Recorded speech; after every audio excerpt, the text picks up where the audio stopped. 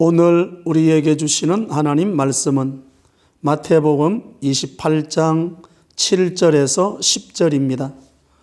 또 빨리 가서 그의 제자들에게 이르되 그가 죽은 자 가운데서 살아나셨고 너희보다 먼저 갈릴리로 가시나니 거기서 너희가 배우리라 하라. 보라, 내가 너희에게 일렀느니라 하거늘 그 여자들이 무서움과 큰 기쁨으로 빨리 무덤을 떠나 제자들에게 알리려고 다름질할세. 예수께서 그들을 만나 이르시되 평안하냐 하시거늘 여자들이 나아가 그 발을 붙잡고 경배하니 이에 예수께서 이르시되 무서워하지 말라. 가서 내 형제들에게 갈릴리로 가라 하라. 거기서 나를 보리라 하시니라. 아멘. 먼저 우리 지난주일 말씀 댓글 읽기 먼저 소개하고 하겠습니다. 오늘 3개 소개해드립니다. 지난주일 예배의 말씀의 제목은 자기 십자가를 지고 고난주일 말씀이었습니다. 말씀 댓글 읽기 첫 번째, 붕괴하는 제자들과 달리 향유를 예수님의 머리에 붓는 것이 마리아의 십자가, 그리고 죽음이 예수님의 십자가인 것처럼 내 몫에 태인 십자가 잘 지게 하소서. 감사합니다. 이런 댓글이고요. 두 번째 말씀 댓글 읽기입니다. 코로나 시대에 내 몫에 달린 구역점수 1000점 도전에 더욱 힘쓰기 위하여 한 주간 유튜브 영상 듣기, 말씀 댓글 달기, 드라마 성경 듣기를 더욱 열심히 할 수 있도록 하겠습니다. 세 번째 말씀 댓글 읽기입니다. 마리아가 300데나리온의 향유를 예수님의 머리에 부음은 사랑함이 아주 많았기 때문입니다. 저에게도 예수님의 사랑이 크고 많아서 억지로나 인색함이 없이 헌신하고 즐겨 순종하는 자가 되고 싶습니다. 많이 사랑받는 자가 많이 사랑한다는 그 말씀이 나로 감사하고 또 감사하며 십자가가 아무리 무거워도 즐거이 지고 갈 수 있는 원동력이 되게 하실 것을 믿습니다. 감사합니다. 이런 제목이었습니다. 오늘 또 말씀을 들으시고 말씀 댓글 읽기 꼭 한번 써볼 수 있기를 바랍니다. 오늘 또 예수님을 증거하겠습니다. 오늘 말씀의 제목 우리 앞을 보시고 같이 읽습니다. 시작. 부활하신 주님을 만나면. 아멘. 부활하신 주님을 만나면. 오늘은 예수님이 다시 사셨던 부활주일입니다. 부활이 없었다면 예수님의 십자가는 단지 실패와 수치와 절망의 상징이 되었을 것이고 예수님을 주님으로 고백하고 믿는 교회도 존재할 수가 없었을 것입니다. 아마 예수님의 무덤이 발견되면 오늘날 기독교는 무너지고 말 것입니다. 예수님은 부활하셨습니다. 예수님의 부활이 없었다면 오늘 우리 가운데 임재하여 우리를 도우시고 이 세상을 변화시키는 성령의 역사도 없을 것입니다. 부활의 주님은 오늘 또 성령을 통하여 우리를 찾아오십니다. 오늘 부활주일 그냥 지나가는 행사가 아니라 오늘 부활의 주님을 꼭 만날 수 있기를 바랍니다. 부활의 주님을 만났던 오늘 본문의 여인들의 신앙에서 그럼 오늘 저와 여러분들은 부활의 주님을 만난 자로서 부활신앙을 오늘 말씀 가운데서 확인할 수 있기를 바랍니다. 그래서 오늘 제목이 부활하신 주님을 만나면 이런 제목으로 말씀을 듣습니다. 부활하신 주님을 만나면 여인들에게 나타났던 첫째 번 말씀이 첫째, 무서움과 큰 기쁨의 신앙생활로 바뀌어집니다. 오늘 본문의 말씀 8절 말씀입니다. 8절 같이 합독합니다. 그 여자들이 무서움과 큰 기쁨으로 빨리 무덤을 떠나 제자들에게 알리려고 다름질할세. 아멘. 그 여자들이 무엇과 무엇으로? 무서움과 큰 기쁨으로 무덤에 있는 예수님을 찾았던 이 여인들의 영적 상태입니다. 얼마나 무서웠으면 무서움과 무엇으로? 큰 기쁨으로. 예수님이 다시 살아나셨다니까 시신이 없으니까 무서웠고 살아났다니까 또 큰 기쁨이 일어난 거예요. 너무나 충격적이어서 이성으로나 경험으로나 지식으로나 해석될 수가 없었습니다. 여기에 바로 신앙이 있습니다. 죽은 신앙, 썩은 신앙은 도덕화가 되고 철학화가 되고 교리화가 됩니다. 긴박감이 없는 거죠. 긴장감이 없습니다. 여러분, 신앙은 미지근하지 않습니다. 차지도 않고 뜨겁지도 않고 뭐하지도 않는 미지근한 신앙을 내가 토하여 내치리라, 그렇게 말씀합니다. 여러분, 시편 4편 7절입니다. 같이 합독합니다. 주께서 내 마음에 두신 기쁨은 그들의 곡식과 새 포도주가 풍성할 때보다 더하니이다. 아멘. 주님께서 내 마음에 두신 무엇은? 기쁨. 오늘 여인들이 무서움이 또 있었지만 큰 기쁨도 있었잖아요. 여인들이 맞이했던 그 기쁨은 뭔가? 주님께서 내 마음에 두신 기쁨은 그들의 무엇과? 곡식과 새 포도주가 뭐 할 때보다. 여러분, 우리 사람들이 맞이하는 기쁨 가운데 하나가 추수할 때 기쁨입니다. 그러니까 곡식과 새 포도주가 풍성할 때보다, 추수할 때 그 기쁨보다 더 큰 기쁨이 신앙생활의 기쁨이라는 것입니다. 여러분, 낚시할 때 손맛을 아십니까? 저는 낚시 잘 안 가려고 그럽니다. 옆에 사람 큰 거 잡고 내가 못 잡으면 기분이 안 좋아서, 스트레스 받고 오는 것 같아서. 낚시를 딱 올렸을 때 그 손맛이 오면 얼마나 그 기뻐요. 그 기쁨보다 오늘 부활의 기쁨이 뭐하다? 더 크다. 그 말씀이 이게 나오는 거죠. 윷놀이 할 때 보면 모나 윷이 나오면 뭐라고 그럽니까? 어떤 표정을 짓습니까? 나 그때 할렐루야가 예수님 부활하셨다 할렐루야보다 더 큰 할렐루야를 들은 것 같습니다. 그런데 주님이 주시는 이 부활의 기쁨은 어떤 건가? 곡식과 새 포도주가 풍성할 때보다 그 기쁨이 뭐합니다? 더합니다. 더 큰 기쁨으로. 여러분, 부활하신 예수 주님을 만나게 되면 그런 기쁨은 비교할 수가 없다는 거예요. 부활신앙이란 무엇인가 하면 소경이 눈을 뜨는 기적을 목격하지 않아도 용서할 수 없는 사람을 기도하다가 용서했다면 기적이 일어난 거예요.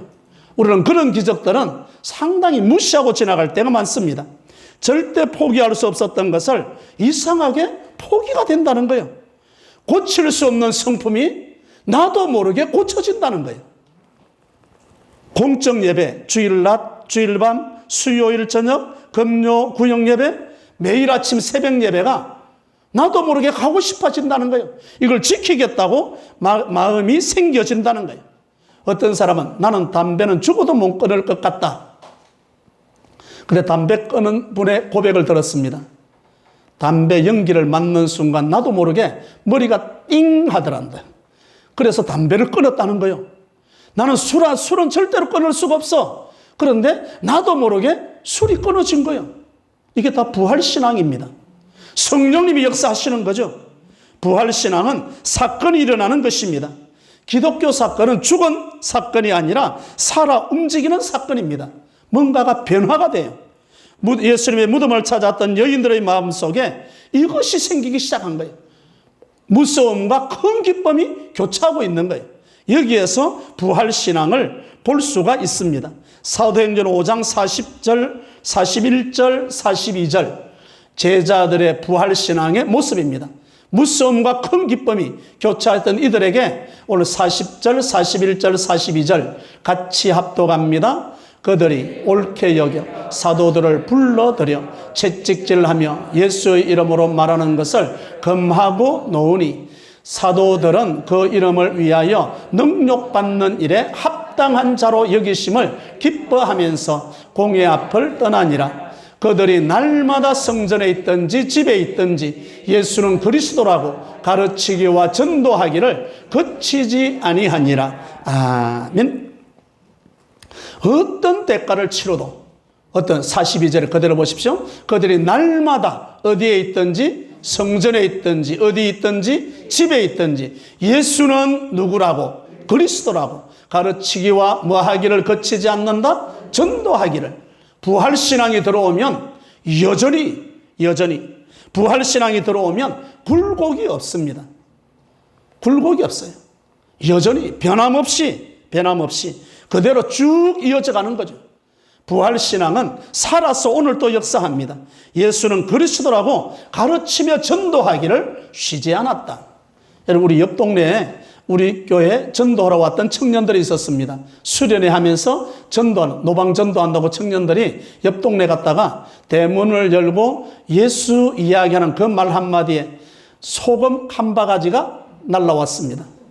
그 다음에 전도하러 갔을까요? 안 갔을까요? 그 청년이 울고 왔습니다. 저 봤습니다. 울고 왔죠. 근데 그 다음날 또 노방 전도하러 갔습니다. 어떤 신앙이 살아있으면? 부활신앙이 살아있으면. 기분 나빠한가? 누구도 알아주지 않고? 아니요. 부활신앙만 살아있으면 역사하게 돼 있습니다. 나는 교회 누구 때문에 교회 못 가? 그 말은 말하는 그 사람의 마음속에 어떤 신앙이 없는 거죠? 부활의 신앙이 없어요. 부활신앙이 살아있어야 여러분 삐치지 않습니다. 부활신앙이 살아있어야 시험 들지 않습니다. 부활신앙이 살아있으면 미혹되지도 않습니다. 오늘 본문의 말씀을 다시 보십시오. 오늘 본문에 보면 그 여자들이 무엇과 무엇으로? 무서움과 큰 기쁨으로. 무서움과 큰 기쁨, 이 둘 사이에 갈등하고 있는 거죠. 무섭기도 하고 기쁘기도 하고. 무덤을 찾아간 여인들과 같이 어떤 사람들은 의심하면서 믿고 믿으면서 의심하기도 하고, 제자들은 부활하신 예수님을 만나고 못이 박혔던 손을 만져보고 내 옆구리에 너의 손을 넣어보라 그랬더니 고백을 도마는 이렇게 고백합니다. 나의 주 나의 하나님입니다. 고백하면 된 것 같죠? 그런데 그들은 옛 직업으로 돌아갑니다. 나는 물고기 잡으러 가노라. 부활하신 예수님을 만나기 전에 하는 말이 아닙니다. 만나고 난 다음에도 나는 물고기 잡으러 가노라. 옛 직업으로 돌아갔습니다. 하나님을 부인도 못하고 긍정도 못하면서 부활이 있다는 사실을 믿기는 하지만 능력이 없어요. 오늘 우리의 모습이 예수 부활하셨다고 말은 하고 있지만 그게 능력이 나타나지 않는 것은 인간적인 신앙이고 육신적인 신앙입니다. 이 신앙이 언제 바뀌었는가? 오순절날 성령 강림으로 성령이 충만하게 임했을 때 이들이 완전히 바뀌어졌습니다. 대전환을 경험하게 됩니다. 오순절날 성령 임하고 난 다음에는 죽음이 두렵지 않았고 관원에게 잡혀가는 것도 감옥 가는 것도 두렵지 않았습니다. 그들이 말할 때마다 기적이 일어나기 시작합니다. 부활을 지식적으로 믿으면 신앙 고백은 될 수 있습니다. 그런데 능력이 나타나지 않습니다. 부활의 능력이 되려간다면 성령을 체험해야만 합니다. 십자가와 부활은 성령을 만날 때 능력이 나타나는 것입니다. 오늘 부활주의를 맞이해서 이 부활주의 십자가와 부활이 성령의 능력으로 저와 여러분이 충만해질 수 있기를 바랍니다. 바로 여기에서 무서움과 큰 기쁨의 신앙으로 바뀌어지는 거죠. 두 번째, 부활하신 주님을 만나면 첫 번째로는 무서움과 큰 기쁨의 신앙생활을 하게 되고, 두 번째, 무덤을 떠나는 신앙생활입니다. 8절 말씀 다시 한번 읽어봅니다. 같이 시작. 그 여자들이 무서움과 큰 기쁨으로 빨리 무덤을 떠나 제자들에게 알리려고 다름질할세. 아멘. 부활하신 주님을 만나면 무덤을 떠나는 거예요. 오늘 본문에 그러잖아요. 무서움과 큰 기쁨으로 빨리 무덤을 떠나. 이게 부활신앙입니다. 육신적 그리스도인들은 무덤을 쫓아가는 신앙입니다. 무덤에는 누가 있다고 생각하고 지금 여인들이 무덤을 찾습니까? 예수님이 있다고. 예수님의 시신만 추구하는 신앙입니다. 예수님의 시신 자체는 아무런 의미가 없습니다. 왜 없습니까? 이미 예수님은 뭐 하셨기 때문에? 부활하셨기 때문에. 무덤에 갇힌 것이 아닙니다. 부활하셨고 다시 살아나셨습니다. 우리가 찾아야 할 것은 예수님의 시신이 누워있는 무덤이 아닙니다. 무덤에서 살아나신 그리스도를 찾아야만 하는 것입니다. 구약의 부활신앙의 대표자들이 많이 나옵니다. 그 중에 한 분을 들라면 모세입니다. 모세. 출애굽기 3장 9절입니다. 구약에도 부활신앙으로 무장한 사람들이 많습니다. 그 중에 한 사람, 출애굽기 3장 9절 같이 합독합니다. 이제 가라. 이스라엘 자손의 부르짖음이 내게 달하고 애굽 사람이 그들의 괴롭히는 학대도 내가 보았으니. 아멘. 모세에게 하나님께서 명령하는 거죠. 이제 뭐 해라? 가라. 어디로 가라는 거죠? 애굽으로 가라는 거예요. 애굽에 가서 뭐 하라는 것입니까? 하나님의 백성을 인도해내라는 거예요. 출애굽시키라는 거예요. 그래서 이제 가라 하나님의 명령을 받았습니다. 모세가 그 말을 듣고 하나님 말씀이 아멘은 하지만 실제 펼쳐진 상황을 보면 자기가 가면 이스라엘 백성들을 이끌어낼 것 같습니까? 바로 왕이 그래 데리고 가라 그럴 것 같습니까? 상황을 보면 그렇지 않습니다. 부활신앙을 가진 자는 믿음의 출발을 첫걸음을 띱니다. 이게 부활신앙의 사람입니다. 첫걸음을 떼고 모세는 출발합니다. 자기가 있는 자리에 안주하지 않습니다. 무덤을 떠나 이 말은 뭔가 하면 무덤을 파고 살지 않는다 이 말입니다. 거기에 안주하지 않았습니다. 무덤에 시신의 예수님을 믿는 것이 아니라 부활하신 예수님을 믿는 것입니다. 그래서 모세는 애굽을 향해서 걸음을 걷기 시작합니다. 그래서 하나님의 역사를 이루어내는 거죠. 부활신앙을 가진 사람은 오늘 이 세상을 두려워하지 않습니다. 부활신앙은 무덤을 찾는 신앙이 아니라 무덤을 떠나는 신앙입니다. 그래서 제도적으로 교리적으로 고착화되어 있는 신앙이 아니라 살아계셔서 역사하시는 예수님을 경험할 수 있기를 바랍니다.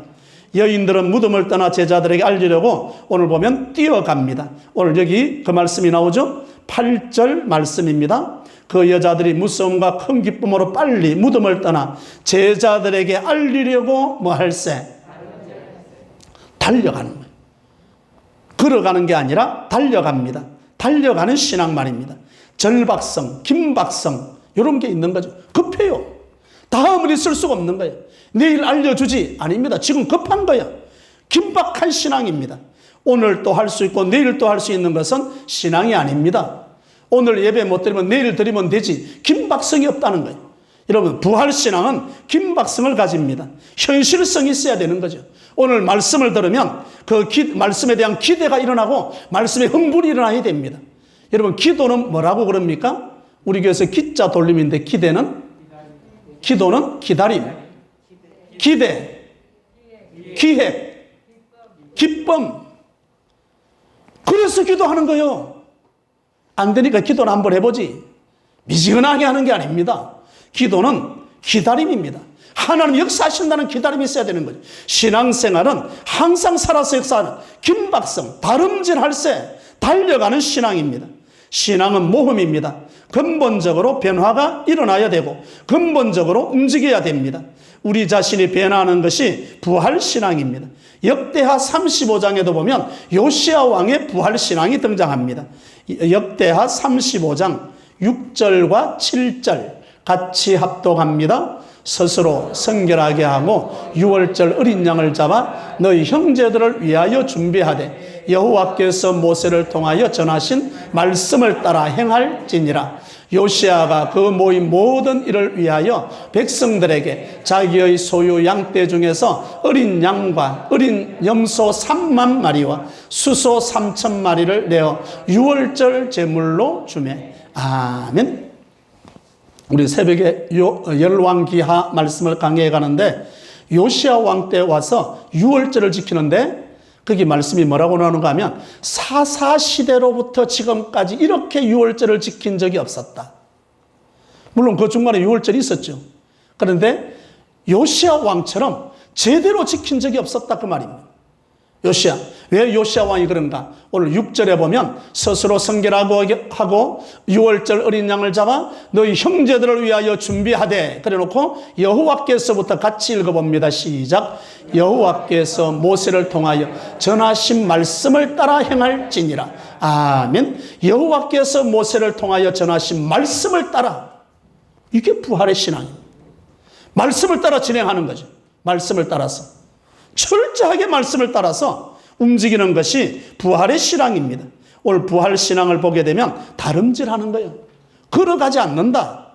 부활 신앙은 무덤을 떠나서 다름질하게 됩니다. 어떤 사람은 성격이 조급해서 서둘면서 뛰는 것과는 다른 겁니다. 왜 그런 거죠? 부활하신 예수님의 소식을 전하는데 걸어갈 수가 없는 거예요. 그래서 뭐 한다는 거죠? 본문 성경을 보면 뭐 할세? 다름질할세. 긴박한 거죠. 이것저것 간섭할 것 다 하고 걸어가는 게 아닙니다. 제자들에게 달려가는 그 길이 긴박한 모습으로 달려가는 거죠. 저와 여러분이 부활신앙을 가지고 기뻐 뛰며 찬송하며 예수는 그리스도라고 선포하는 저와 여러분이 될 수 있기를 바랍니다. 주님 교회 오는데 긴박해야 된다니까. 여기도 가고 저기도 가고 그래서 가는 게 아닙니다. 부활하신 주님을 만나게 되면 첫 번째로는 무서움과 큰 기쁨의 신앙생활, 두 번째로는 무덤을 떠나는 신앙생활, 세 번째 말씀입니다. 평안의 신앙생활입니다. 9절의 말씀을 봅니다. 9절 같이 합독합니다. 예수께서 그들을 만나 이르시되 평안하냐 하시거늘 여자들이 나아가 그 발을 붙잡고 경배하니. 아멘. 예수께서 그들을 만나 이르시되 뭐하냐? 평안하냐. 예수님이 부활하신 예수님이 첫 번째 주시는 메시지가 평안하냐. 이스라엘은 보통 인사말이 샬롬입니다. 우리 옆 사람하고 인사 한번 하고 지나가죠? 샬롬. 죽을 놈인가 살롬인가 그게 아니고 샬롬. 평안하냐. 너희에게 평안이 그대에게 있을지어다. 이런 의미입니다. 좌절하고 절망하고 무서워하고 두려워하는 제자들에게 오셔서 예수님이 주시는 첫 번째 말씀이 뭐하냐? 평안하냐? 너희에게 평안이 있을지어다. 평안이 있을지어다. 왜 평안한가 인사를 묻습니까? 십자가로 승리했기 때문에 그렇습니다. 사탄의 세력을 꺾으셨기 때문에 그렇습니다. 사망아 너희에 쏘는 것이 어디 있느냐? 사망의 권세를 무너뜨렸기 때문에 그렇습니다. 제자들이 두려워서 문을 닫고 있을 때 예수님이 첫 번째 오셔서, 예수님이 그 가운데 오셔서 제일 첫 번째 하시는 말씀이 샬롬이었습니다. 너희에게 평강이 있을지어다. 사도 바울은 서신서에 인사할 때, 서신서를 기록할 때 제일 첫 번째 항상 나오는 단어가 있습니다. 은혜와 평강이 너희에게 있을지어다. 평강 말입니다. 여러분, 부활하신 주님을 만나게 되면 평안의 신앙생활이 이루어집니다. 야고보서 3장 16절과 17절입니다. 같이 합독합니다. 오직 위로부터 난 지혜는 첫째 성결하고 다음에는 화평하고 관용하고 양순하며 긍휼과 선한 열매가 가득하고 편견과 거짓이 없나니 화평하게 하는 자들은 화평으로 심어 의의 열매를 거두느니라. 아멘. 오직 17절에 오직 어디로부터 난 지혜? 위로. 저와 여러분들의 축복은 위로부터 난 지혜. 그래서 우리 찬송가에 그러잖아요. 평화 평화로다 하늘 위에서 내려오네. 할렐루야. 우리는 늘 땅의 것만 보고 살아가죠. 땅의 것 이거 잘 돼야 되는데, 근데 진짜 축복은 어디에서 내려온다? 하늘 위에서 내려오네. 그 하늘 위에서 내려오는 축복이 오늘 본문의 세 번째 말씀이 뭐하냐? 그렇습니다. 여러분, 하늘의 평안이 저와 여러분을 사로잡을 수 있기를 바랍니다. 세상이 주는 평화가 아니라 하늘이 주는 평화입니다. 그리스도로 말미암는 부활의 평화를 말씀하는 거죠. 그럼 이 부활의 평화를 우리가 가지려면 열왕기상 4장 25절 보십시오. 이 평화가 임할 때 우리가 어떤 모습이어야 평화가 임하는가가 나옵니다. 열왕기상 4장 25절 같이 합독합니다. 솔로몬이 사는 동안에 유다와 이스라엘이 단에서부터 브엘세바에 이르기까지 각기 포도나무 아래와 무화과 나무 아래에서 평안히 살았더라. 아멘. 여러분, 평안히 살고 싶죠? 평안히 살고 싶잖아요. 평안히. 그런데 여기 보면 열왕기상 4장 25절에 보면 누가 사는 동안에? 솔로몬이 사는 동안에. 솔로몬이 무엇을 했길래 이 솔로몬이 사는 동안에 그 나라 백성들은 평안이 임했던가? 지금 열왕기상 4장이잖아요. 열왕기상 3장에는 어떤 제사를 드렸습니까? 일천번제. 일천번제가 살아있는 거예요.